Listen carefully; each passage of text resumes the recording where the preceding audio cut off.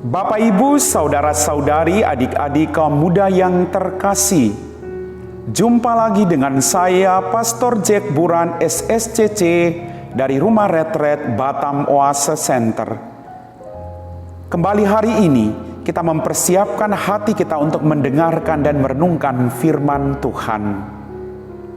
Tuhan sertamu, dan sertamu juga. Inilah Injil Yesus Kristus menurut Santo Markus. Dimuliakanlah Tuhan. Sekali peristiwa, Yesus memanggil ke-12 murid dan mengutus mereka berdua-dua.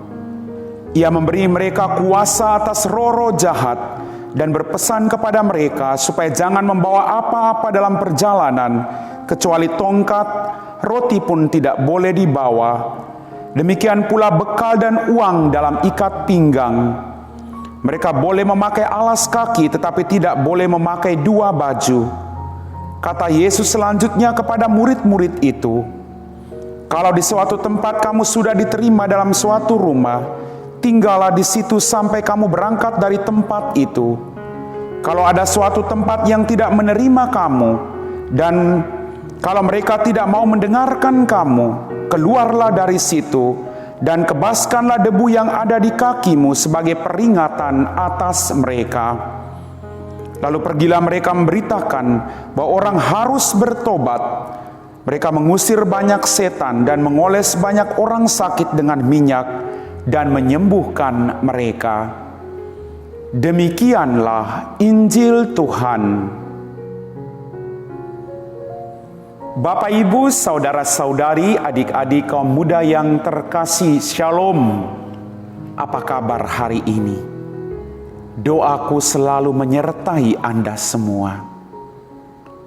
Dalam bacaan Injil pada hari ini, kita mendengar Yesus mengutus para murid-Nya untuk mewartakan kabar sukacita. Dan dalam perutusan itu, ada syarat-syarat yang ditentukan oleh Yesus yang harus diikuti oleh para murid. Dalam permenungan saya, apapun panggilan hidup kita harus siap pada konsekuensi yang harus kita hadapi terhadap keputusan yang kita buat dalam kehidupan kita masing-masing. Setiap panggilan hidup pasti ada konsekuensinya. Hidup sebagai seorang biarawan pasti ada konsekuensinya. Hidup berkeluarga juga pasti ada konsekuensinya. Kita mendengar bahwa Tuhan memanggil dan mengutus para murid-Nya, dan Dia melarang tidak boleh terlalu membawa banyak barang dalam kehidupan mereka.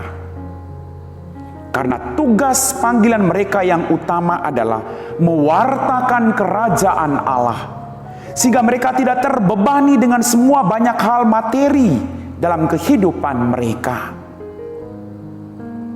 Tuhan mengajak kita untuk berani lepas bebas dalam kehidupan kita untuk tidak terikat pada apapun. Melepaskan segala sesuatu yang sudah menjadi bagian dari hidup kita kadang tidak mudah. Tetapi ketika kita buat keputusan untuk mengikuti Tuhan, kita harus bersedia untuk meninggalkan itu. Bapak, Ibu, saudara-saudari, adik-adik kaum muda yang terkasih, bagi Yesus, para murid harus fokus pada tugas panggilan dan perutusan mereka. Pertanyaan buat kita renungkan. Saya sebagai seorang biarawan, Anda dipanggil berkeluarga. Sudahkah kita fokus pada tugas panggilan hidup kita masing-masing? Ataukah kita sibuk dengan hal-hal yang akhirnya mengaburkan tugas-tugas pokok kita? Entah sebagai seorang biarawan, entah sebagai pasangan suami istri. Kita diingatkan hari ini oleh Tuhan tentang panggilan dan perutusan kita. Para murid dipanggil dan mereka diutus berjalan berdua-dua. Tujuannya jelas, supaya mereka saling menguatkan satu sama lain ketika mereka mengalami persoalan. Anda yang menikah, Anda tinggal bersama suami dan istri, bersama dengan anak-anak. Saya sebagai orang biarawan, saya tinggal dalam satu komunitas, bukan sendirian. Maka tujuan komunitas atau tujuan hidup berkeluarga adalah supaya kita saling menolong satu sama lain, supaya kita meneguhkan satu sama lain ketika kita berhadapan dengan situasi-situasi sulit yang tidak mengenakan. Yesus mengutus kita, saya hidup dalam komunitas, Anda hidup bahtera keluarga, supaya kita tidak mengandalkan kekuatan kita sendiri, tetapi kita juga mengandalkan kekuatan orang lain dan juga mengandalkan kekuatan dari Tuhan. Bapak, Ibu, saudara-saudari, adik-adik kaum muda yang terkasih, sabda Allah dan kebenarannya lah yang harus kita wartakan dalam kehidupan kita. Kita tidak mewartakan diri kita sendiri. Kita tidak mewartakan kehebatan kita. Tetapi sabda Allah itu yang harus kita wartakan bagi semua orang dalam panggilan hidup kita masing-masing. Apakah kita sanggup untuk mengambil bagian dalam karya perwartaan Yesus dengan mengikuti tuntutannya? Tergantung dari kita. Ingat baik-baik, setiap keputusan pasti ada konsekuensinya. Enak tidak enak, kita harus melakukan itu dalam kehidupan kita. Bapak, Ibu, saudara-saudari, adik-adik kaum muda yang terkasih, mari. Tidak ada yang mustahil. Meninggalkan segala sesuatu dan fokus pada tugas panggilan hidup kita masing-masing, itu tidak mudah. Tetapi kalau kita berjalan bersama dengan Tuhan dan ingat akan semua konsekuensinya, kita pasti dikuatkan. Saya yakin itu. Hidup sebagai seorang biarawan juga tidak mudah.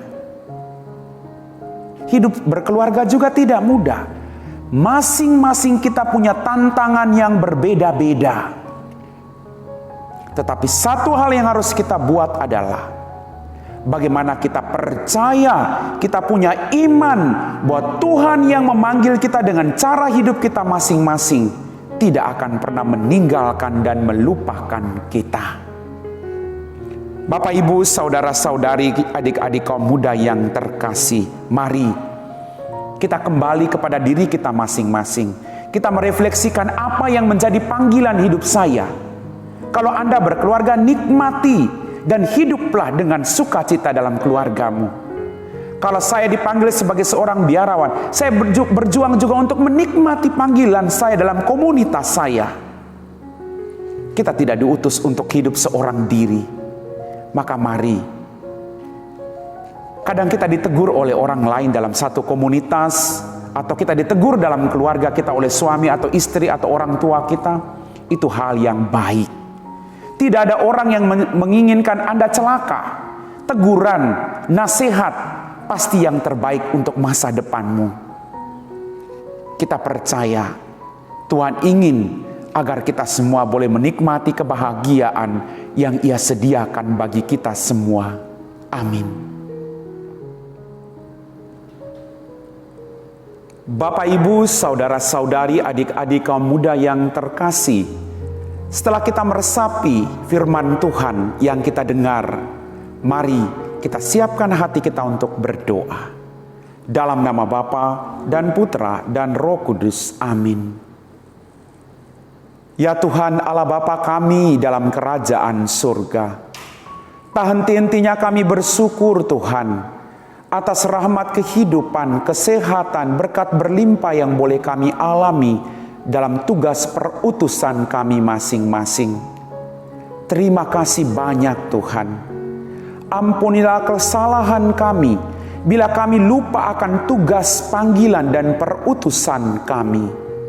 Bantulah kami agar dalam situasi apapun hidup kami tetap setia untuk mewartakan kebaikan yang Engkau percayakan kepada kami semua. Tuhan, kami berdoa bagi orang-orang yang saat ini sedang mengalami keputusasaan. Teguhkanlah iman mereka bahwa Engkau telah mengutus mereka, Engkau memanggil mereka dan Engkau akan terus menyertai mereka apapun situasi mereka saat-saat ini. Kami puji Engkau Bapa, kini dan sepanjang segala masa. Amin. Tuhan sertamu dan sertamu juga. Semoga kita sekalian, orang-orang yang kita doakan, pekerjaan kita diberkati oleh Allah yang Maha Kuasa, dalam nama Bapa dan Putra dan Roh Kudus. Amin.